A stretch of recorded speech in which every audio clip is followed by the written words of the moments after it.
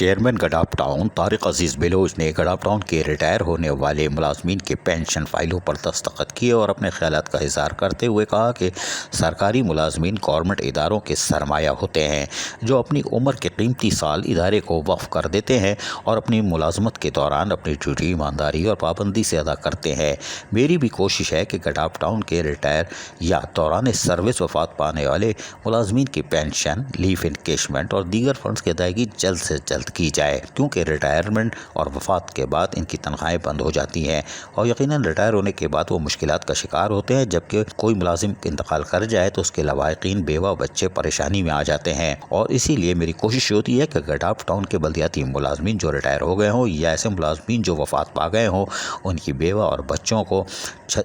روزگار کے فراہمی سے یعنی کہ کھانے پینے سے محروم نہ رکھا جائے اور گڈاف ٹاؤن اپنے حصے کا تمام فنڈز ان کو بر وقت ادا کرے۔ ان ملازمین کے پینشن فنڈز جلد جاری کیے جاتے ہیں تاکہ ان ملازمین اور وفات کردہ ورثاء کا گزارا بآسانی ہو سکے۔ وائس چیئرمین جام محمد یوسف چوکیو نے کہا کہ گڈاف ٹاؤن میں مکمل ہونے والے ترقیاتی منصوبوں کا بھی جلد افتتاح کیا جائے گا تاکہ گڈاف ٹاؤن کی عوام ان اسکیموں سے زیادہ مستفید ہو سکیں۔ اس موقع پر میونسپل کمشنر احمد یار، افسر مالیات افتخار احمد ایو، پارلیمانی leader council member Mir Abbas Talpur, superintending engineer MND Noor Ali Jamali, in charge anti encroachment cell Sohail Yar Khan, director information Rizwan Sabir, director HRM Sarfraz Ahmed Khatri, deputy director water supply scheme Saleem Brohi, deputy director social welfare and culture Tahir Baloch اور PS municipal commissioner Ali Ahmed, Ali Muhammad, PS chairman Lal Jan نبی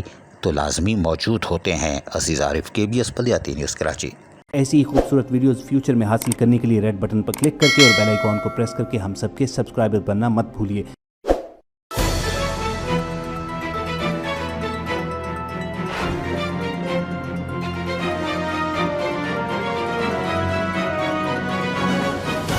KBS بلدیاتی news.